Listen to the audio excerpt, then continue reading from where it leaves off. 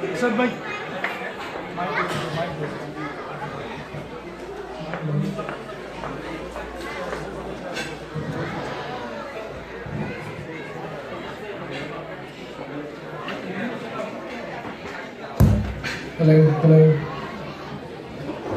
खींचकर रात के चेहरे से शहर की चादर, खींचकर रात के चेहरे से शहर की चादर, शबे अंदोह को आईना दिखाया जाए।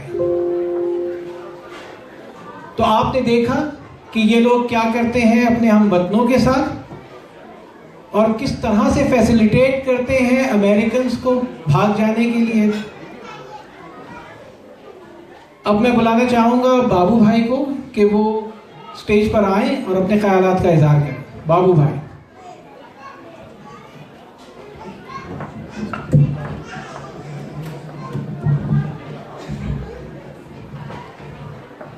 औज़ु बिल्लाहि मिनश शैतानिर रजीम, बिस्मिल्लाहिर रहमानिर रहीम।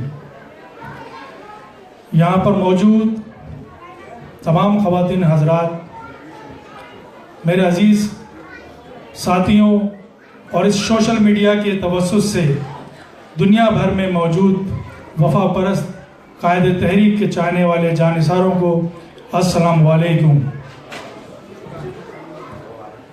सबसे पहले तो मैं आप सबसे गुजारिश करूंगा, पीछे जो बैठे हैं दोस्त, कि थोड़ा सा खामोशी इख्तियार करें और बच्चों को प्लीज़ थोड़ा सा कंट्रोल करें कि जो मैं बातें करने जा रहा हूं वो इंसानी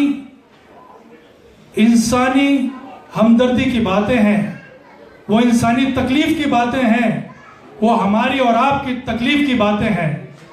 अभी आपने एक वीडियो देखी, उसमें बिलखती हुई माए बहनों को भी देखा, उसमें बिलखती हुई बच्चियों को भी देखा, तो उनकी तकलीफ का एहसास जरूर करें और उनकी तकलीफ का एहसास होना चाहिए।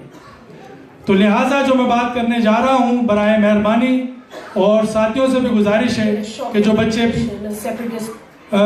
पीछे हैं शो कर रहे हैं उनको भी प्लीज कंट्रोल करें। अपने साथियों से भी गुजारिश है जो हमारे वॉलंटियर्स हैं। तो यहां पर मौजूद तमाम दोस्तों, ख़वातीन और हज़रात, आपने वो मंजर अभी थोड़ी देर पहले देखा कि किस तरीके से माए बहनें बिलख रही थी, बच्चियां रो रही थी, कोई अपने सुहाग को रो रहा था, कोई अपने जवान बेटों को रो रहा था, कोई अपने बाप को रो रहा था। तो ये अलमिया, ये वाक़यात किसी कश्मीर के नहीं हैं, ये वाक़यात फ़लस्तीन के नहीं हैं, ये वाक़यात किसी और मुल्क के नहीं हैं, ये वाक़यात पाकिस्तान के हैं। और पाकिस्तान का सबसे बड़ा शहर जो पूरे पाकिस्तान को पालता है, ये वाक़यात कराची के हैं। कराची में कौन लोग आबाद हैं? मेजॉरिटी है उन लोगों की जिनके पेरेंट्स ने, जिनके आबा अजदाद ने को अपनी कुर्बानियां देकर 20 लाख जानों का नजराना पेश करके पाकिस्तान को वजूद में लाए। पाकिस्तान वजूद में आया और पाकिस्तान के आज हुक्मरान और पाकिस्तान के आज जो करता दर्दा बनते हैं, ये वो उस वक्त गुलाम थे, उनको आज़ादी दिलाई। उनको आज़ादी नसीब हुई किन की बदौलत? हर उस मुहब्बे वतन की बदौलत जिन्होंने इस तहरीकी आज़ादी में हिस्सा लिया और पाकिस्तान को आज़ाद करवाया। उसमें बहुत बड़ा किरदार उन उर्दू स्पीक का था जो यूपी और सीपी से हिजरत करके यहाँ आए थे। उनकी कुर्बानियों के बदौलत पाकिस्तान वजूद में आया। मगर जहां पाकिस्तान वजूद में आया, वहां पर पहले से एक फौज भी वजूद में थी। ये वही फौज थी जो अंग्रेज अपने तमाम घिनौने मकासद के लिए इस्तेमाल किया करते थे। 1857 की जंग के बाद इस फौज ने, जब दुनिया की तमाम फौज ने ब्रिटिश के आगे लोगों ने हथियार डाल दिए कि हम ऐसे इक़दाम नहीं उठाएंगे कि जहां पर किसी की मजहबी जज्बात को ठेस पहुंचे, तो यही लोग, यही फौज थे जिन्होंने अंग्रेजों के मिन्नत समाजत करके उनके टोले में शामिल होकर खाना काबा पर गोलियां चलाने वाले ये वही फौज थे। आज इनकी आल और औलाद है ये वही। इसका सबूत मैं आगे चल के आपको देता हूं। आप तारीख का मुताला करें जो मैं बात कह रहा हूं। जब पाकिस्तान वजूद में आ गया, कायदे आज़म से जाते हुए जब अंग्रेज ने कहा अब आपको अब आज़ादी मुबारक हो, हम आपके लिए इस आज़ाद वतन के लिए एक पूरी फौज छोड़ के जा रहे हैं, तो ये किताबें मौजूद हैं कि कायदे आज़म ने कहा फौज कौन सी फौज? फौज तो पाक और हिंद की मुश्तरका होगी। जाके आप इस तारीख का मुताला कर सकते हैं। ये वाहिद फौज है कि जिसने पाकिस्तान के वजूद के साथ साथ पाकिस्तान को नुकसान पहुंचाना शुरू कर दिया। 1947 से हिस्ट्री मौजूद है कि आप देखें जो माइग्रेट करके लोग आ रहे थे उनको कैंपों में रखा जा रहा था और उनको इस तरह का रवैया था, उनको आगे भेजा जा रहा था, जाओ आगे जाओ आगे। इवन के वो पहुंचते पहुंचते कराची पहुंच गए। अब समंदर था और कुछ नहीं था, तो वो लाखों लोग जिनको कहीं जगह नहीं मिली कराची भेज दिया गया कि जाओ यहाँ पर पनाह लो। कराची में कुछ भी नहीं था। इन लोगों ने, लुटे पुटे लोगों ने अपनी मेहनत से न सिर्फ कराची को बनाया बल्कि कराची का कैपिटल भी, पाकिस्तान का कैपिटल भी कराची करार पाया। जब उन लोगों ने अपनी पूरी मेहनत और लगन के साथ इस मुल्क को मजबूत कर दिया, तो फिर एक साजिश के तहत महाजरों को तमाम शोबों से दूर करना शुरू कर दिया गया। फिर इतना जुल्म होना शुरू हुआ कि महाजरों के लिए न सरकारी नौकरियां थी, न फौज में जगह थी, न ब्यूरोक्रेसी में जगह थी। जुल्म का सिलसिला शुरू होता गया। जुल्म का सिलसिला तो 1947 से मैंने कहा शुरू हो गया। जिस तरीके से कायदे आज़म को, मोहम्मद अली जिन्ना को कत्ल किया गया, father of nation for Pakistan कायदे आज़म मोहम्मद अली जिन्ना को कत्ल किया गया, ये सब बात रिकॉर्ड पर मौजूद है। उसके बाद खान लियाकत अली खान को एक साजिश के तहत भरे मजमे में कत्ल कर दिया गया, जो वाहिद उर्दू स्पीक वजीर आजम थे। उसके बाद जब फातिमा जिन्ना ने जुल्म और ज्यादती देखी, आवाज बुलंद की, तो वही फौजी डिक्टेटर ने फातिमा जिन्ना जिनको हम मादरे मिल्लत कहते हैं, उनको सबसे पहले गद्दार डिक्लेयर किया गया, भारत का और अमेरिका का। गद्दार डिक्लेयर करने वाले कौन थे? वो भी एक आर्मी जनरल था। फिर बेदर्दी से उनको कत्ल कर दिया गया। ये बात अखबारात में मौजूद है और पिटिशन सुप्रीम कोर्ट में जमा है। जिन्होंने उनको गुस्ल दिया था, उन्होंने कहा कि उनके जिस्म पे तशद्दुद के निशानात थे। फिर एक पिटिशन सबमिट की गई और जो कि एक्सेप्ट भी हो गई सुप्रीम कोर्ट में, मगर आज तक उसकी कोई हेयरिंग नहीं हुई। महाजरों का कत्लेआम 1964 में भी हुआ। फिर एक वक्त और आया कि फिर फौजी इस्टेब्लिशमेंट ने साजिशें बनाई और महाजरों का कत्लेआम करना शुरू किया। इस दफा स्ट्रेटेजी उन्होंने चेंज की। महाजरों को आइसोलेट करने के लिए उन्होंने महाजरों को एथनिक बेस पे लड़ाने की कोशिश की। कभी उन्होंने महाजिर पठान फसादात कराए, तो कभी उन्होंने महाजिर सिंधी फसादात कराए, और कभी उन्होंने महाजिर पंजाबी फसादात कराए। कोई भी आम पख्तून, सिंधी, महाजिर, पंजाबी आपस में लड़ना नहीं चाहता था। ये पाकिस्तान की ISI, पाकिस्तान की एस्टेब्लिशमेंट थी कि इनको तो लड़ाओ, तकसीम करो और रूल करो। ये अंग्रेजों को उसी पॉलिसी पे आज तक कायम है।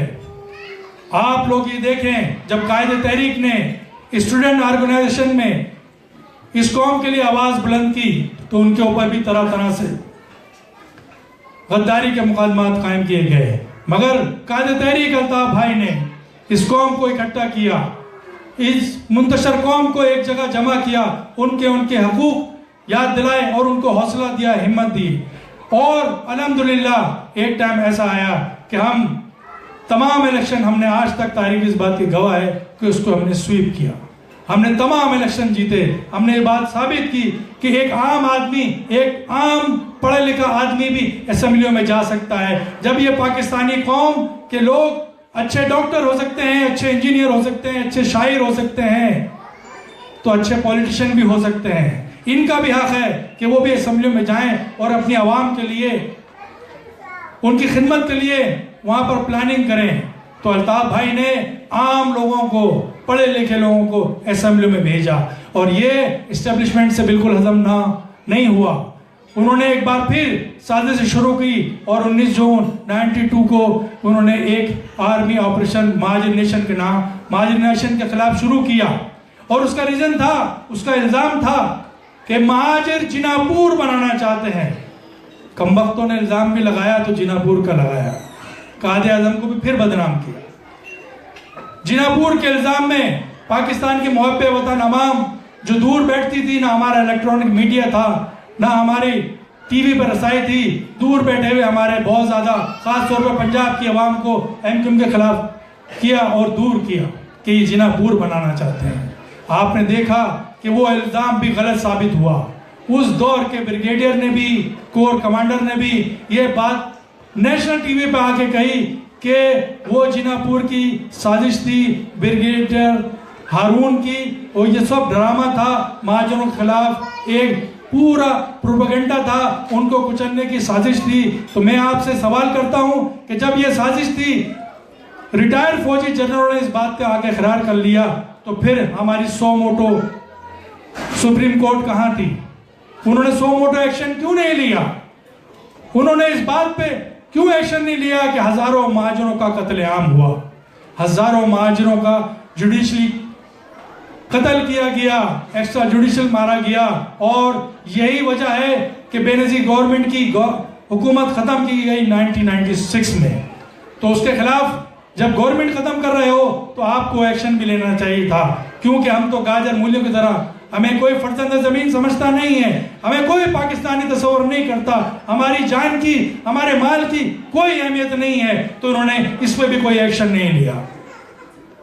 फिर एमक्यूएम ने अपनी ताकत से तमाम साजिशों को खत्म किया और फिर भरपूर तरीके से हम मैदान में आए, हमने फिर इलेक्शन जीता, फिर हम कामयाब हुए, हमारी मेयरशिप आई। तो आपने देखा कि दुनिया के 3 अहम मेयरों में एक एमक्यूएम का मेयर था। मगर इस्टेब्लिशमेंट की तमाम साजिशें, सीबीसी पॉइंट भी थी कि हम एमक्यूएम को खत्म कर दें। इसके बरक्स पाकिस्तान कमजोर होता गया, पाकिस्तान खोखला होता गया, पाकिस्तान में दहशतगर्दी बढ़ती गई, दुनिया हमारे किरदार से वाकिफ होती गई। फिर आखिर ये हुआ कि हमारी इस्टेब्लिशमेंट ने कोई भी सबक नहीं सीखा 71 की जंग से, पाकिस्तान के टूटने से, मगर वो अपनी रविश में लगी रही कि एमक्यूएम को कुछ लो, एमक्यूएम को कुछ लो। अब ये वक्त आ गया है कि जिन महाफिजों को, जिन इस्टेब्लिशमेंट को हमारे मुल्क की सरहदों की हिफाजत करनी थी, वो एमक्यूएम को तोड़ने में, तकसीम करने में लग गई। जिन महाफिजों को, जिन आईएसआई को अपने मुल्क की हिफाजत के लिए, अपनी आवाम की हिफाजत के लिए कोशिशें करनी थी, वो सियासी जमातें बनाने की कोशिशों में लग गई। इस जमात को तोड़ो, उसको बनाओ, इसको उठाओ, उसको बिठाओ। ये हमारी इंटेलिजेंस एजेंसी का, हमारी फौजी एस्टेब्लिशमेंट का हाल है। इस दौरान 70,000 हमारे पाकिस्तानी दहशतगर्दी का शिकार हुए। 70,000। आप इल्जाम लगा देते हो कि रॉ ने आके मारा, रॉ ने दहशतगर्दी की, तो आप लोग जो इस मुल्क का 75% बजट डिफेंस के नाम पे खाते हो, कि आप लोग सरहद पर चने बेच रहे थे, कि आप लोग ख्वाब गफलत की नींद सो रहे थे कि कोई बाहर से आता है और दहशतगर्दी करता है, हमारे मासूम पाकिस्तानियों को कत्ल करके चले जाता है, आप महफूज रहते हो, तो हम आपको किस बात का पैसा दे रहे हैं?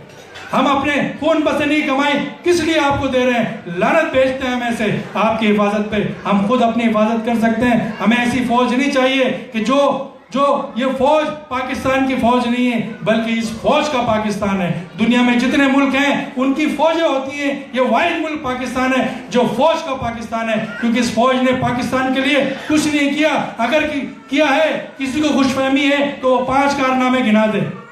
इस फौज के 5 कारनामे गिना दे। जंग तो कोई नहीं जीती इन्होंने। 48 की जंग, 65 की जंग, 71 की जंग, कारगिल की जंग कोई नहीं जीती, हिफाजत भी नहीं कर सके। ये सिर्फ साजिशें कर सकते हैं। इनका किरदार दुनिया के सामने आ रहा है। मैं आपको एक और छोटी सी क्लिप दिखाता हूं, उसको खास तौर पर देखें कि इनका किरदार क्या है, दुनिया इनको कैसे देखती है और इनका घिनौना चेहरा मैं आपके सामने दिखाता हूं। प्लीज जरा लाइट ऑफ करिएगा। Shocking revelation: a separatist Pashtun leader has alleged that the Pakistani army is using Pashtun women as sex slaves. The leader alleged that the army is committing grave human rights abuses and specifically targeting the young Pashtun women. He further added that Pakistani army had abducted hundreds of Pashtun women and put them in a Lahore prostitution center as sex slaves during military operations in Swat and Waziristan. Further exposing the ugly face of Pakistan's army, he said that the army picked up these Pashtun girls and also raped them. Pakistan has kept hundreds of Pashtun girls in their Lahore prostitution center to use them as sex slaves and to raise money in this way. And when they were doing operation in Swat and Waziristan, they took a lot of young girls, and there are proof and evidences, and people of the areas are talking about this.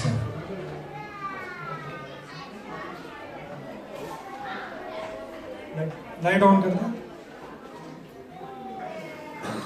बहुत shameful था। अगर थोड़ा सा भी दिल और दर्द है ना, खास तौर पे यहाँ पर औरतें जो बैठी हैं, जो बुजुर्ग जिनकी बच्चियां जवान हैं, उनमें थोड़ा सा भी दर्द है तो ये न्यूज़ 4 अल्फाज की, 6 अल्फाज की न्यूज़ है, मगर इसकी दर्द को, तकलीफ को महसूस करें कि अपनी ही फौज अपनी ही बहन बेटियों को अगवा करती है और उस बाजार में तकसीम करती है जहां शरीफ आदमी जाना भी मुनासिब नहीं समझता है। इस कर्ब को महसूस करें जिसके घर में ये गुजरा है। क्या उससे आप पाकिस्तान जिंदाबाद का नारा लगवाएंगे?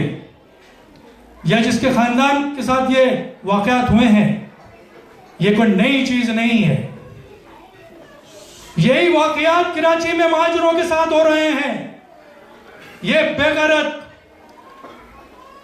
एस्टेब्लिशमेंट, हमारे आम सिपाही से कोई जंग नहीं है, हमारे आम फौजी भाई से कोई जंग नहीं है। वो मुहब्बे वतन है, वो अपने सीने पर गोली खाता है और मुल्क की हिफाजत करने के लिए तैयार रहता है। हमारी जंग सिर्फ एस्टेब्लिशमेंट से है, उन करता करता 500 खानदान से है।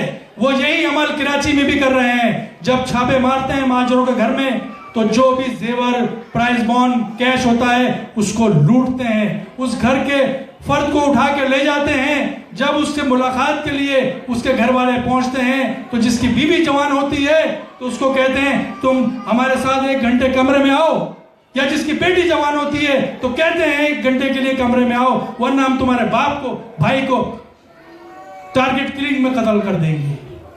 तो आप मुझे बताओ, तो क्या अल्ताफ भाई ने कोई गुनाह करा? अल्ताफ भाई का क्या जुर्म है? जब एक बाप तकलीफ महसूस करेगा, जब एक भाई तकलीफ महसूस करेगा तो उसके मुंह से फूल नहीं झड़ेंगे, उसके मुंह से तकलीफ ही होगी और सख्त बात ही निकलेगी।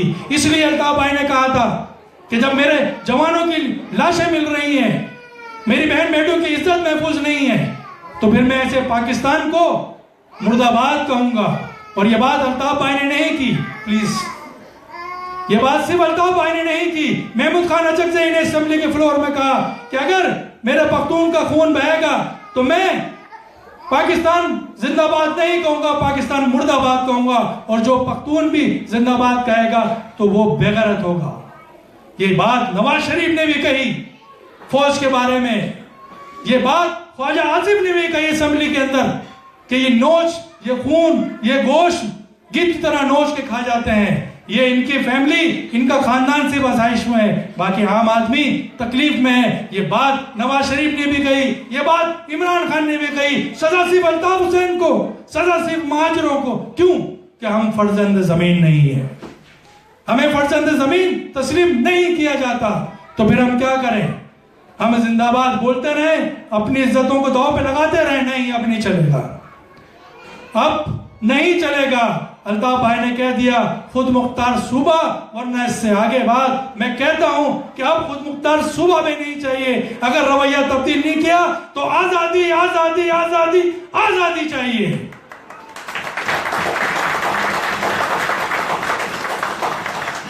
बस बहुत हो गया, हमें कोई हब्बुल वतनी के सर्टिफिकेट नहीं चाहिए। हमारे आबा अजदाद ने बनाया था, हम खुद ले लेंगे। जो बचेगा तुम्हें जो करना है वो कर लो। तुम हमें एक्सेप्ट नहीं करते हो, महाजरों को तस्लीम नहीं करते हो, महाजरों को फर्जंद जमीन तस्लीम नहीं करते हो, तो हम तुम्हें भी तस्लीम नहीं करते, हम तुम्हें भी नहीं मानते। हम अब अपना फैसला खुद करेंगे। हमने शुरू कर दिया है, हमने सर पे कफन बांध लिया है, हमने ऐलान कर दिया है और पूरी दुनिया में मौजूद अल्ताफ भाई के सिपाही तैयार हैं, इंटरनेशनल फोरम तैयार है। वो पाकिस्तानी एस्टेब्लिशमेंट की दोगली पॉलिसियों को समझ चुका है। तो हमने ये कार्रवाई, हमने ऐलान जंग शुरू कर दिया है और यहां से शुरू करा है। हम उनको भी मैसेज देते हैं जो असेंबली में 3 साल और 4 साल के लिए आते हैं और आपस में हमारे इत्तेहाद को बर्बाद करने के लिए साजिशें करते हैं। मैं उनको भी मैसेज दे दूं कि यहाँ साउथ में मौजूद तमाम पाकिस्तानी, चाहे उनका ताल्लुक किसी भी कौम, रंग, मसलक से है, वो सब पाकिस्तानी मुत्तहिद हैं। हम 20-25 साल से यहाँ पर एक साथ कारोबार कर रहे हैं, हमें तकसीम करने की कोशिश ना करो। मैं इस प्लेटफॉर्म से उन सबको ये यकीन दिलाता हूँ कि हम आप सबके साथ हैं। हम किसी भी ऐसी साजिश को कामयाब होने नहीं देंगे जो आपको तकसीम करेगा, जो आपके खिलाफ कोई कार्रवाई करेगा। हमने सुना है, हमें इत्तला है कि ऐसी कार्रवाइयां हो रही हैं या वो करने जा रहे हैं कि सबसे पहले कराची वाले बिजनेसमैनों को टारगेट किया जाएगा, उनको डराया धमकाया जाएगा। तो भाई एक बात मैं बता दूं, एम्बेसी में मौजूद ISI के लोगों, कल्चर विंग के नाम पर जो तुमने मस्जिद बनाई हुई है, तुमने एक भी हमारे न सिर्फ कराची वाले बल्कि कोई भी एक भी साथी, चाहे वो पख्तून हो, पंजाबी हो, बलोची हो, सिंधी हो, महाजिर हो, उसके साथ कोई गड़बड़ करने की कोशिश करी तो ये कराची नहीं, ये साउथ अफ्रीका है। हम खुद निपटेंगे तुमसे इंशाअल्लाह। आज हमारे प्रोग्राम में भी हमारे बहुत से दोस्त मौजूद हैं। हम उनसे भी कहते हैं कि गिले शिकवे दूर होने चाहिए, इख्तलाफात दूर होने चाहिए। हमारी गलती है, हमें बताओ, बैठो, बैठ के बात करो। जंग बड़ी है, मुश्किल है, मगर हौसले जवान हो, मुखलिसी हो तो कोई मसला नहीं है। जान हम देंगे, आप सिर्फ साथ दो। हमारे से गलती हुई हम माजरत करते हैं, हमारे किसी साथी से गलती हुई हम माजरत चाहते हैं, मगर आपको भी गले लगाना होगा, आपको भी करीब आना होगा, क्योंकि बात 1-2 की नहीं है, बात नस्लों की है, बात पूरी कम्युनिटी की है, बात तमाम इंसानों की है। हमें साजिशों से मुकाबला करने के लिए कि एक दूसरे के साथ खड़ा होना पड़ेगा। हमारा प्लेटफॉर्म हाजिर है। पिछली बातों को भूल जाएं, पिछली बातें भूल जाएं, जो हो गया सो हो गया, आगे कदम बढ़ाएं, आगे चलें इंशाअल्लाह। हम ये वादा करते हैं, हम अपनी जान हथेली पे लेके घूम रहे हैं, मगर इंशाअल्लाह हम अपने लोगों को, इंशाअल्लाह अल्लाह की रजा से हम अपने लोगों के साथ खड़े हैं। उनका हम बाल बीबी का, किसी भी ISI का हो, जनरल हो, कर्नल हो, किसी के बाप की हिम्मत नहीं होगी, कम से कम वो साउथ अफ्रीका में किसी को नुकसान पहुंचा ले इंशाअल्लाह।